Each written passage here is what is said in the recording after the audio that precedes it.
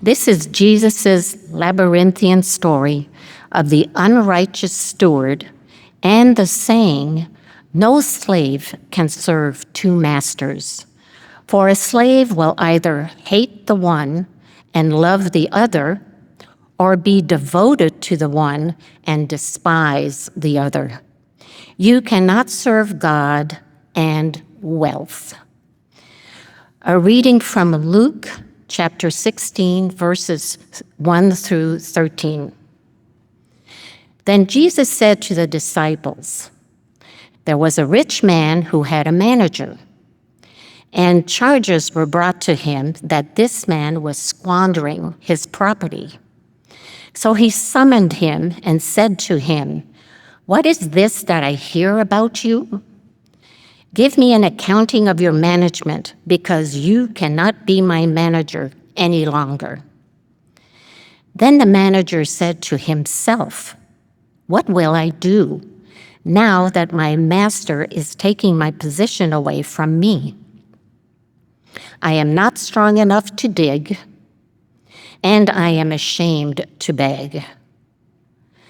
I have decided what to do so that when I am dismissed as manager, people may welcome me into their homes.' So, summoning his master's debtors one by one, he asked the first, 'How much do you owe my master?' He answered, 100 jugs of olive oil. He said to him, 'Take your bill, sit down quickly, and make it 50. Then he asked another, 'And how much do you owe?' He replied, 100 containers of wheat. He said to him, 'Take your bill and make it 80. And his master commended the dishonest manager because he had acted shrewdly.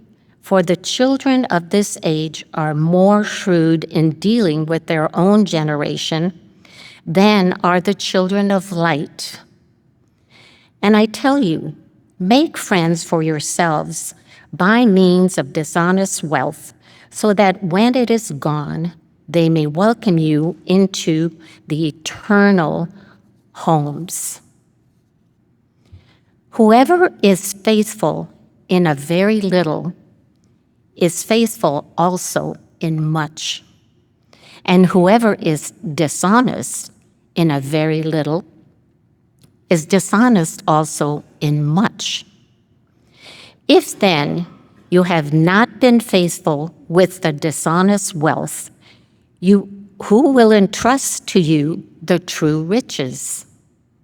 And if you have not been faithful with what belongs to another, who will give you what is your own?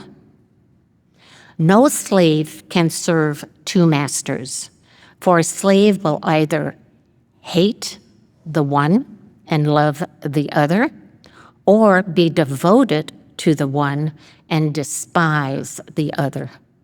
You cannot serve God and wealth." I'm a bit unfair sometimes when I give scripture readings. I gave Winnie the word labyrinthian, and she mastered it beautifully. Thank you. That was a tough word. Will you pray with me? May the words of my mouth fertilize your planted seeds, O God. Amen. So all through this program year, all the way until next summer, we're working on voices. And we've got this whole theme and an arc that goes through it, and I hope you enjoy it, and we'll be looking at all kinds of different voices during that time. But this morning we're looking at readying our voices. Actually, throughout September, we're looking at readying our voices as we start a new program year, as we start a new school year, as perhaps we come back into work with a renewed vigor or a renewed distaste. We are readying our voices. And part of that voice process is finding life's balance. As you ready your voice, what will be the balance that you will pick as you express your life and as you express God in your life? And this text comes up every 3 years or so. And every time that I read this text, every time I interact with this text, I always want to say, wait, what? What are you talking about in the Bible? It's a tangled mess. Wait, what?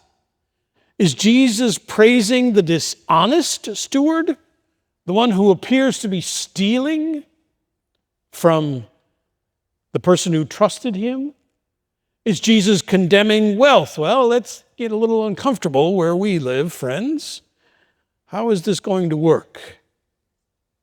He is a dishonest manager. He's being fired. So if you were being fired, what would you do?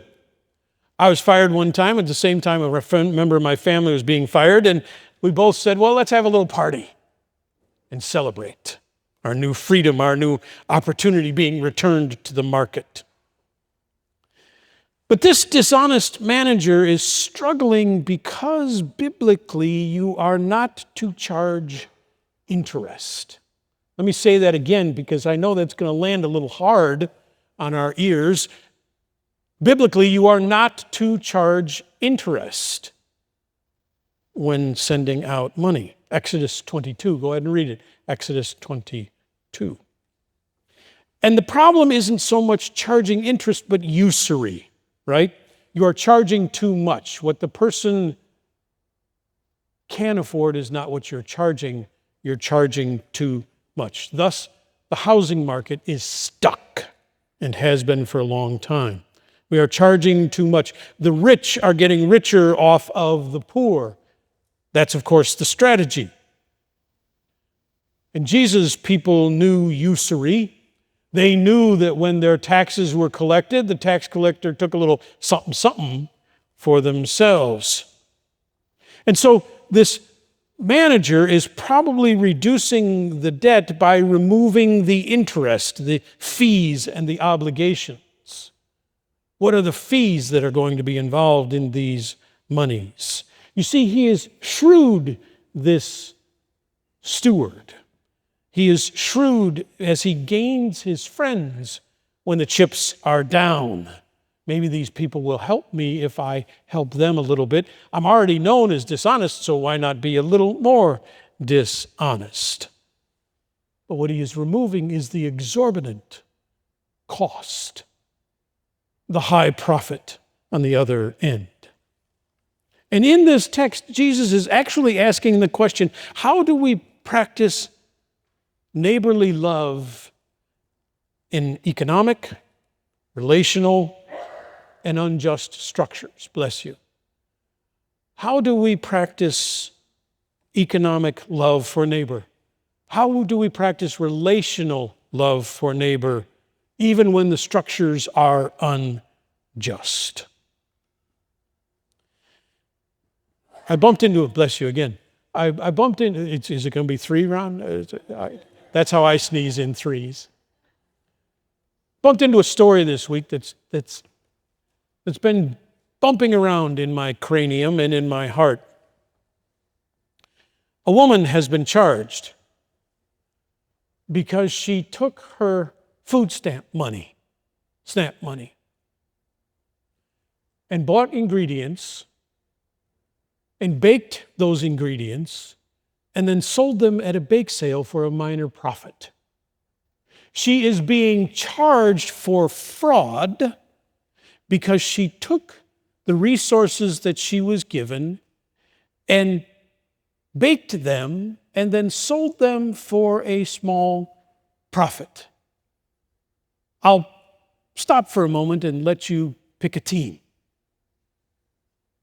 Which way would you land on this thing? I was sharing this story with a dear friend of mine, and she said, well, that's stupid. But this woman could go to jail and be fined $10,000 for that act. How do we practice love in economics and relationships and in the midst of unjust structures? The ancient Hebrews knew unjust structures and addressed them. They had what they called the year of the Jubilee, prepare to be offended. In Leviticus 25, it lays it out very clearly. that every 50 years there is to be a 3-year Sabbath. A 3-year Sabbath of land and persons.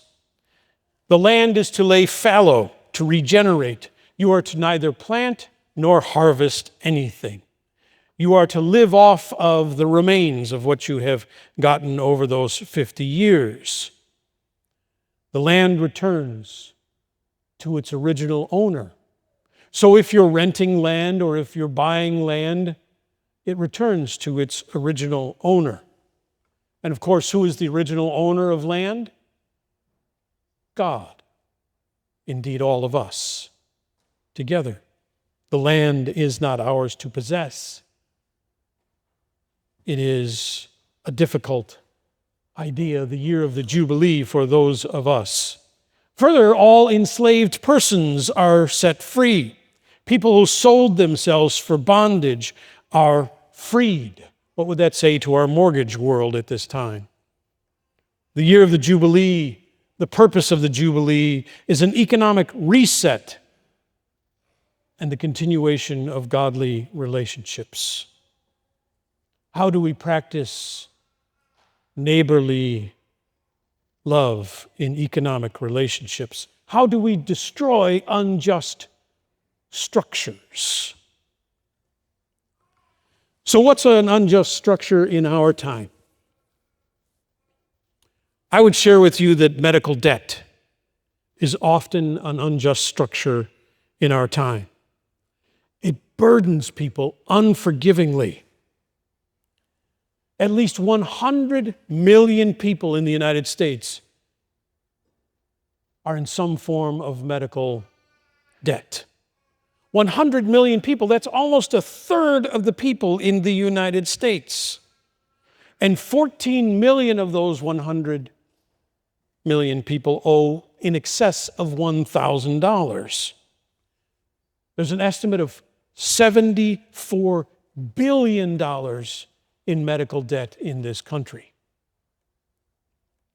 In the United States, among bankruptcies, some 65% of those bankruptcies are caused by medical debt. That feels like an unjust structure to me. I want to pause just a moment. Do you hear that? Isn't that a beautiful noise? Parents, grandparents know babies are always welcome, for they are signs of new life. You're not bothering us. We love it. Thank you for babies. So, after that brief message brought to you by my heart, bankruptcies, medical debt. What do we do about it?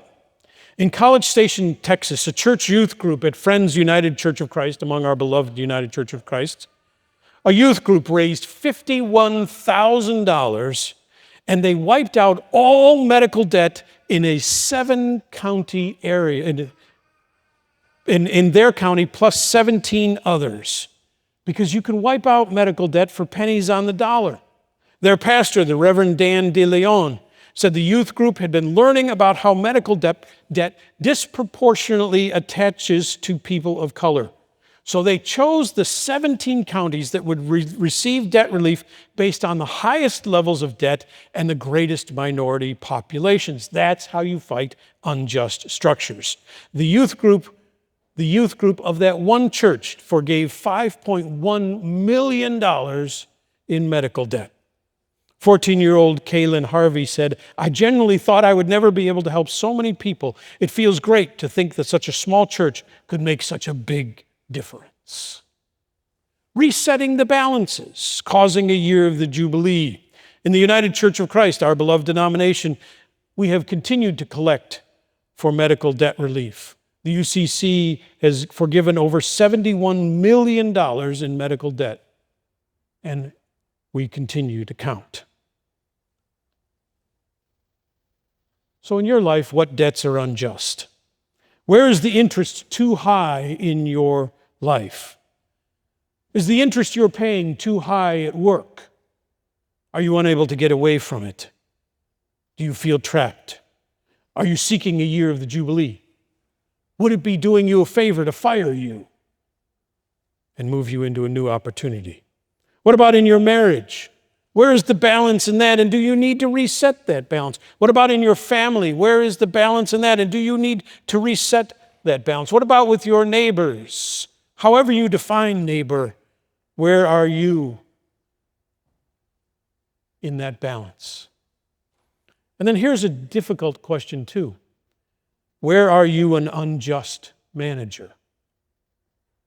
Where are you charging too much interest? Where is the imbalance twisting your life, in your health, in your relationships, in your time, in your priorities? Where do you need God's year of the Jubilee in your life to set everything free, to let it lay fallow for a while and begin anew? What balance will you set? Millennials and Gen Z are driving us boomers absolutely nuts because they're trying to reset work-life balance. And we should get out of their way because we are out of balance. And they're calling us to a new economic balance and a new work-life balance. They remind us that life is not work and work is not life. There is more to it. Let's be candid about one other thing. Perfect balance is a myth. Perfect balance is an absolute myth. It never happens. Every once in a while you get a good day, but it's usually pretty tough. Do you have a baby? Whew, your life is going to be out of balance. But then that baby is the balance of your life, and it is your priority for that time. Your health. Your health will get out of balance, and then it will move up the scale as you need to take care of it. There are seasons in life. Perfect balance is a myth, but we have to try to find God's balance in our lives by telling ourselves what is most important, by sharing our true heart, and then setting goals based around that love of God. So how do we decide to love God? And how do we decide to love neighbor becomes the balance in our lives. Your spirit sets the balance. Your spirit sets the balance when you ask, what are your true priorities? How will God help us tip the scales in our work, in our marriage, in our family, in our neighborhood? How does our faith shape our relationships in work, in marriage, in family, and in neighbor? Balance. One of the easiest ways to juggle is with balance. I learned this a long time ago when I was learning to juggle.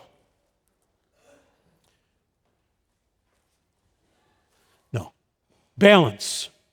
And the way that you balance, no matter how tall or small something is, no matter how heavy or light it is to always look at the top. Where do you look? Up at the top. So you keep your eye on the top. And if God is at the top of your balance, you will always be able to stay in balance. And when things go a little askew, keep your eye on God, and you will find your life balance. So put God at the, and your life will be in balance. Thanks be to God.